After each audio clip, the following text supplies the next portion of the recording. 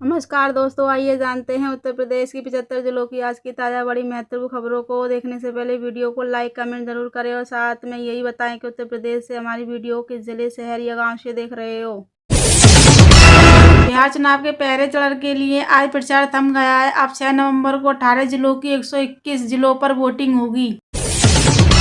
बिहार के कटिहार जिले के पड़रपुर विधानसभा सीट पर राजद और कांग्रेस के बीच प्रत्याशी को लेकर मतभेद सुलझाने के बाद अब सवाल ये उठ रहा है कि ये यहाँ लंबे अरसे बाद मुसलमानी प्रत्याशी को जीत मिल पाएगी।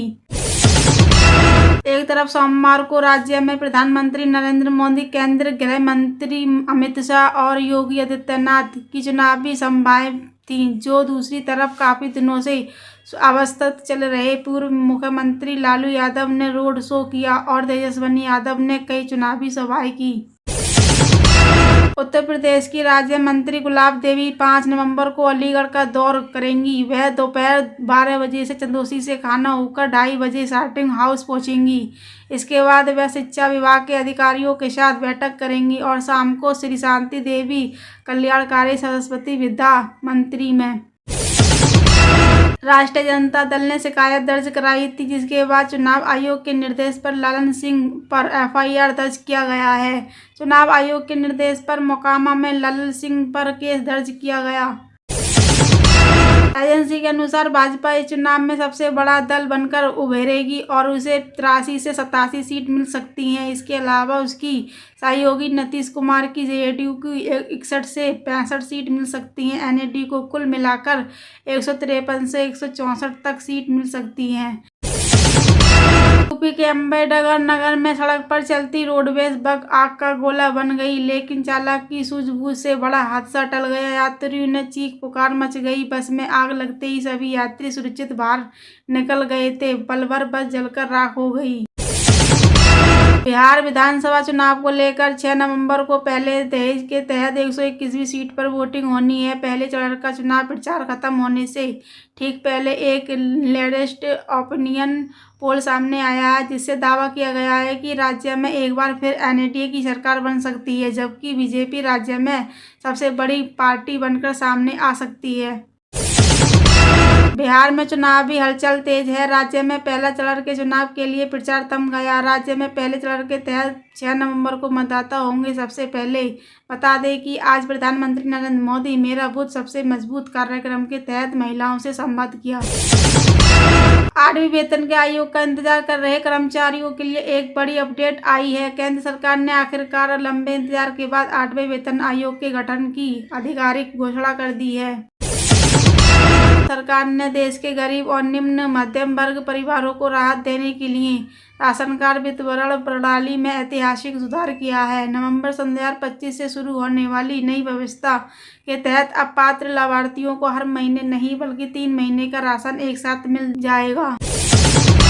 देश भर के सरकारी कर्मचारियों की पुरानी पेंशन योजना की बहाली की मांग पर अब केंद्र सरकार ने स्पष्ट रुख दिखा दिया है। सरकार ने इशारा किया है कि अब पुरानी स्कीम की वापसी नहीं होगी, बल्कि नई व्यवस्था के तहत पेंशन को नया रूप देने की तैयारी है। सपा सांसद धर्मेंद्र यादव ने कहा कि बिहार में इंडिया महागठबंधन की ऐतिहासिक जीत होगी और तेजस्वी यादव मुख्यमंत्री बनेंगे। धर्मेंद्र यादव ने सीएम योगी के बयान पर भी पलटवार किया है। सपा के वरिष्ठ नेता और पूर्व कैबिनेट मंत्री आजम खान ने कहा कि सरकार बताए आखिर इन्हें सुरक्षा क्यों दी थी। इसके पास कोई सुरक्षा नहीं है, लेकिन जब सुरक्षा दी गई थी तो उन्होंने सरकार से लिखकर पूछा कि आखिर इसकी क्या वजह है। अगर सुरक्षा दी जा रही है तो पूरी तरह दी जाए। पूर्व मंत्री मुरादाबाद दौरे पर आए थे। यहाँ उन्होंने कई स्थानीय नेताओं में पार्टी कार्यकर्ताओं के घर पहुंचकर अपने करीबी लोगों के निधन पर संवेदनाएं व्यक्त किए। यूपी के मेरठ में एंटी करप्शन टीम ने बड़ी कार्रवाई की है। सदर तहसील के 5,000 रुपये रिश्वत लेते लेखपाल को सोमवार दोपहर गिरफ्तार कर लिया। आरोपी ने जागृत बिहार निवासी महिला से जमीन के दाखिल खारिज के लिए रिश्वत मांगी थी। बुधवार 5 नवंबर सन 2025 को भारत के कई राज्यों में स्कूल, कॉलेज, बैंक, सरकारी दफ्तर सब बंद रहने वाले हैं, क्योंकि 5 नवंबर को गुरु नानक जयंती है, जो एक सार्वजनिक अवकाश यानी पब्लिक हॉलिडे है। इसके लिए सरकार की तरफ से राज्य पवित्र अवकाश घोषित है। तेज प्रताप यादव बिहार की महुआ सीट से चुनाव लड़ रहे हैं। चुनाव प्रचार के आखिरी दिन भोजपुरी स्टार अक्षरा सिंह और पाखी होडे ने तेज प्रताप यादव के लिए जनता से वोट करने की अपील की है। देश के कई राज्यों में मौसम के बदलने से बारिश का सिलसिला फिर से शुरू हो गया है। अब मौसम फिर अपने तेवर दिखाने के लिए तैयार है। ऐसे में मौसम विभाग ने अलर्ट जारी किया है कि कुछ राज्यों में 4 और 5 नवंबर को बारिश हो सकती है। आज के समय में जब महंगाई लगातार नई ऊंचाई को छू रही है, ऐसे में हर व्यक्ति चाहता है कि बुढ़ापे में उसे आर्थिक तंगी का सामना न करना पड़े। समाज के कमजोर तबकों वैसे बुजुर्ग, विधवा महिलाएं और दिव्यांग नागरिक के लिए पेंशन योजना का जीवन का सहारा होती हैं। ऐसा सोच के साथ सरकार ने नवंबर 2025 से एक बड़ा कदम उठाया है, जिससे लाखों जरूरतमंद लोगों को सीधी राहत मिलेगी। सोने चांदी के दामों में आएगी राहत, मैं हड़कंप समझ गया, क्योंकि सोने चांदी की दामों में अचानक आई थोड़ा गिरावट से काफ़ी लोगों में उत्साहित देखने को मिल रहा है। यदि आप भी सस्ते सोने और चांदी का इंतजार कर रहे हैं, तो ताकि आप लोग सस्ते सोने चांदी पर अधिक से अधिक मात्रा में सोना और चांदी की खरीदारी कर सकें, तो ये आप लोगों के लिए बहुत ही सुनहरा मौका है। आजम खान को समाजवादी पार्टी ने बिहार चुनाव के लिए स्टार प्रचारक बनाया है। बिहार चुनाव में वह प्रचार को जानिए या नहीं, ये पूछा जाने पर आजम खान ने कहा कि बिहार में जंगराज है, वहां अकेले जाना ठीक नहीं। उन्होंने एक बार फिर अपनी सुरक्षा को लेकर नाराजगी जताई है। सीवीगंज में कोरोना इंजरों पर कहर बनकर टूटा बीडीए का बुलडोजर। सीवीगंज में कोरोना इंजरों पर कहर बनकर टूटा बीडीए का बुलडोजर। 18 बीघा में बन रही अवैध कॉलोनी जमेदोज।